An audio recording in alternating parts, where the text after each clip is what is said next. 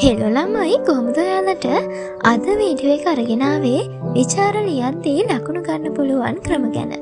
ඉතින් වීඩියෝ එක අවසන් වෙනකම්ම ඇඳලා ඉන්න කියලා ආදරයෙන් මතක් කරනවා. මුලින්ම කියන්න ඕනේ විචාරයක ලකුණු ගන්න නම් ඔයා මෙන්න මේ දේ ගැන හොඳින් අවධානය යොමු කරන්න. විචාරයක් කියලා කියන්නේ මොකද්ද? විචාරයක් කියලා කියන්නේ උදාහරණයක් ලියලා ඒකේ තේරුම ලියන එකද? නැහැ. විචාරයක් කියලා කියන්නේ ඊට එහා ගිය දෙයක්. අපි ගහක් ගත්තොත් එහෙම ඒ ගහ මට පේන විදියයි ඔයාට පේන විදියයි වෙනස් වෙන්න පුළුවන්. අන්න ඒ වගේ තමයි විචාරත් එකිනෙකාට වෙනස්. ඉතින් මෙතනදී අපිට පුළුවන් දෙයක් ගැන ප්‍රශංසා කරන්න. ඒ වගේම අපිට පුළුවන් දෙයක් ගැන විවේචනය කරන්න. ඉතින් මේ දෙකම ගැබ් වෙලා තියෙන දෙයක් තමයි විචාරයක් කියලා කියන්නේ. ඉතින් මෙතන විවේචනය කියලා ගන්නකොට සාමාන්‍යයෙන් අපේ එක්සෑම් වලට ගොඩක් වෙලාවට මේ විවේචනය කියන දේ නම් අයිති වෙන්නේ නැහැ. අපෙන් අහන දෙයට තමයි අපි උත්තර සපයන්න ඕනේ. විචාරයක් කියන්නේ මොකක්ද කියන එක දැනගෙන ඉන්න එක තමයි විචාරයක ලකුණු ගන්න තියෙන පළවෙනිම ක්‍රමය. ඊළඟ දේ තමයි හැඳින්වීම. මොකද්ද මේ හැඳින්වීම කියලා කියන්නේ? අපි මේකට ප්‍රවේශය කියලාත් කියනවා. ඉතින් මේ විචාරයක ආරම්භය තමයි හැඳින්වීම, එහෙම නැත්නම් ප්‍රවේශය කියලා කියන්නේ.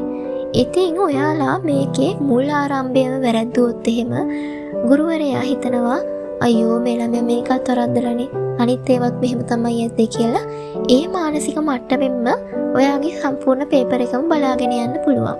ඉතින් අන්න ඒක නිසා ඔයාලා ඒ හැඳින්වීමේ ලකුණ ගන්න උත්සාහ කරන්න ඕනේ.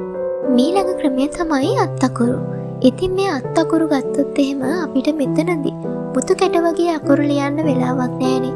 අන්න ඒක නිසා අපිට පුළුවන් ගුරුවරයෙක්ට අඳුර ගන්න පුළුවන් ආකාරයට අකුරේ හැඩය පවත්වා ගනිමින් නිවැරදි අක්ෂර වින්‍යාසය සහිතව මේ අකුරු ටික ලියන්න. ඉතින් ඊළඟ දේ තමයි කාලය. කාලය කළමනාකරණය කරගන්න පුළුවන් නම් ඔයාගේ හැඳින්වීම, අත්තකුරු මේ හැම දෙයක්ම වැළැස් වෙනවා. ඉතින් සමහර විට ඔයාට කැතවටම ලියාගෙන යන්න ඕනෙත් නැති වෙන්න පුළුවන්. විචාර ටික ඔයා කාලය කළමනාකරණය කරගෙන තිබ්බොත්. අන්න ඒක නිසා කාලය කළමනාකරණය කරගන්න එක ගැනත් ඔයා ගොඩාක් සැලකිලිමත් වෙන්න ඕනේ. ඊළඟ දේ තමයි උදාහරණ. ඉතින් මේ උදාහරණ ඔයාගෙන් අහලා තියෙන ප්‍රශ්නයට අදාළව තමයි ලියන්න ඕනේ. සමහර විට ඔයා ප්‍රශ්නයට අදාළ නොවන උදාහරණයක් ලිව්වොත් එහෙම ඔයාගේ ඒ විචාරයට ලියන්න තිබ්බ මුළු කාලෙම අපරාධේ. ඉතින් අන්න ඒක නිසා ඔයා අනිවාර්යෙන්ම උදාහරණ ලියනකොටත් ඒ ගැන සැලකිලිමත් වෙන්න ඕනේ. ඔයා එහෙම ප්‍රශ්නයට අදාළ නොවන උදාහරණයක් ලියලා විචාරෙත් ලියලා තිබ්බොත් එහෙම රතු පෑනකින් කපලා ඔයාට ලකුණු දෙන්න තිබෙන්න පුළුවන්. මම මේ කියන අන්තිම දේ තමයි ඔයාලට ගොඩාක්ම වැදගත් වෙන්නේ ඔයාලගේ ලකුණු ගන්න. ඉතින් මම කලින් කිව්වනේ හැඳින්වීම ගැන. එතකොට අත්තකුරු, කාලය, උදාහරණ මේ හැම දෙයකම වැදගත් වෙන මේ දේ තමයි පුහුණුව.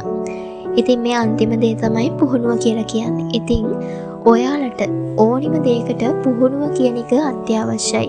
ඔයාගේ හැඳින්වීම නිසියාකාරව ගලප ගන්න ඔයාට පුහුණුව ඕනි. අත්තකුරු ටික හදා ගන්නත් ඔයාට පුහුණුව ඕනි. ඒ වගේම කාලය කළමනාකරණය කරගන්න නම් ඔයාට අනිවාර්යෙන්ම මේ පුහුණුව කියන එක අත්‍යවශ්‍ය වෙනවා. ඒ වගේම ඔයා කලින් මේ විචාර ලියලා හුරු වුණොත් එහෙම ඔයාට උදාහරණ මතකයට ගලාගෙන එනවා.